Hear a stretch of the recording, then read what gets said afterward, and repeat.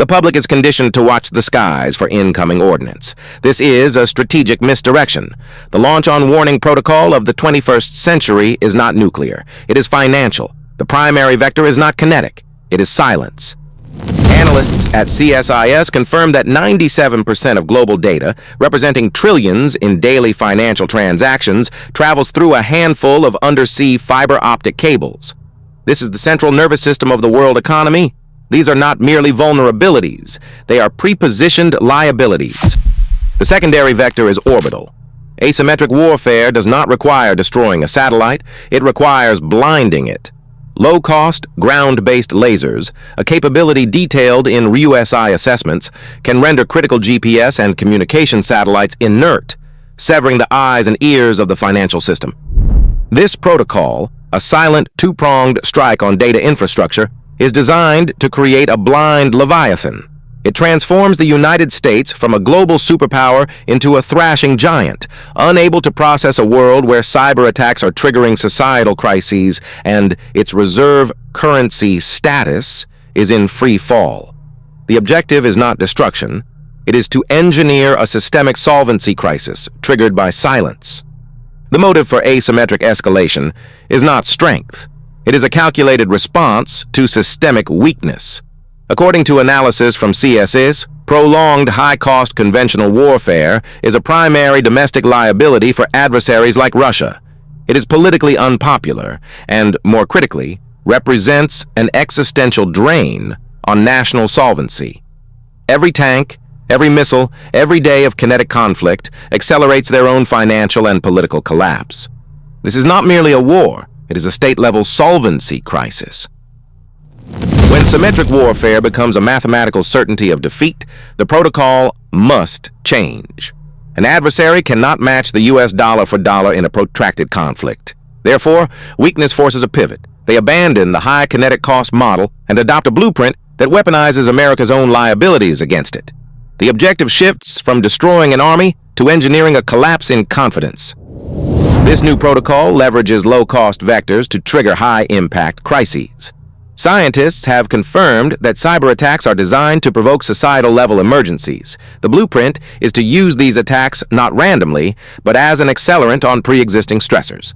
A simple freeze warning in North Florida, as reported by CBS News, becomes a systemic vulnerability.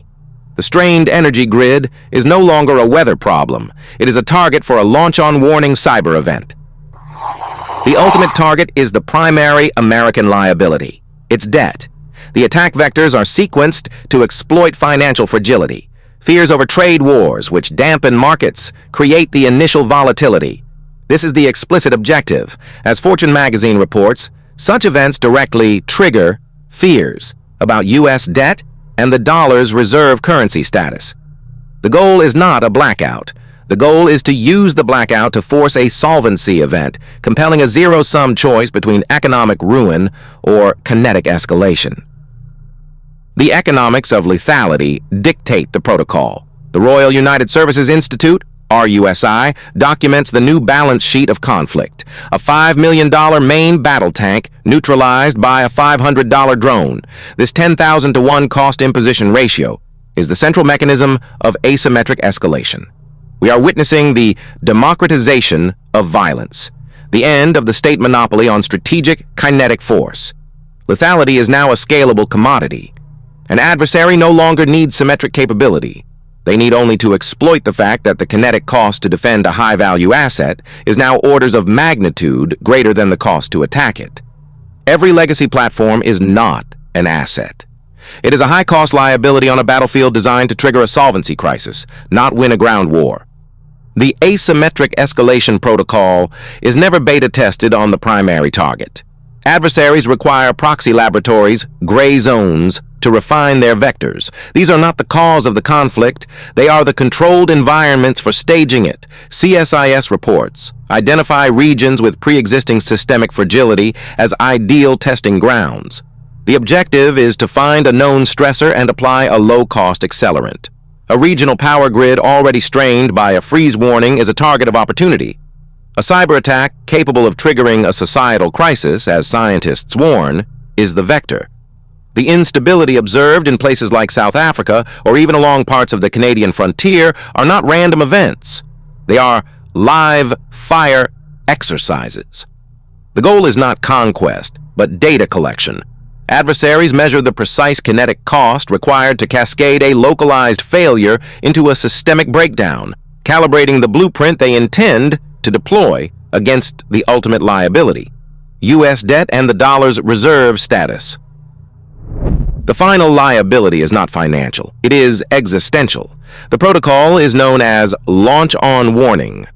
According to CSIS analysis, this doctrine was engineered for a Cold War scenario: symmetric, verifiable, kinetic.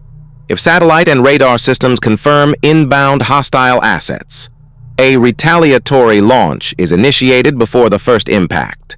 The protocol's logic is brutal, but sound. It guarantees mutual destruction, precluding a successful first strike. But an adversary executing an asymmetric escalation blueprint does not use a symmetric vector. As scientists warn, cyber attacks are designed to trigger systemic crises. The target is not the missile silo, it is the data feed to the command center. In this scenario, a cyber attack doesn't launch a missile. It blinds the radar. The screens go black. This creates the fog of digital war, a manufactured intelligence vacuum. Is the blackout a system error, or is it a digital curtain hiding an inbound kinetic strike? The commander has minutes to decide. The protocol demands a choice based on incomplete, potentially manipulated data. To wait for confirmation is to risk decapitation. To launch is to initiate a global thermonuclear exchange based on a phantom. The adversary forces the U.S. into a zero-sum decision, leveraging a low-cost cyber vector to threaten a catastrophic kinetic cost. The objective is not to win the war, but to force the U.S. to start it. The protocol of asymmetric escalation does not begin with a systemic shock. It begins with a calibration shot. The objective is to test the target's brittleness. According to RUSI and CSIS threat models, adversaries use low-cost cyber attack vectors to exploit and amplify pre-existing stressors. The current financial liability is clear. Market anxiety is already high, with new tariffs raising fears about U.S. debt and the dollar's reserve currency status. This is the financial accelerant. The physical stressor is now a documented, recurring event. Freeze warnings straining the Florida power grid. The forecast is therefore a mathematical certainty. Within the next 12 months, concurrent with the next severe cold snap in that state, expect an attribution impossible blackout targeting a strategic commercial port and its adjacent data centers. Publicly, it will be a cascading grid failure. Strategically, it is a non-kinetic field test to measure the blast radius of a contained shock on the global supply chain and U.S. solvency.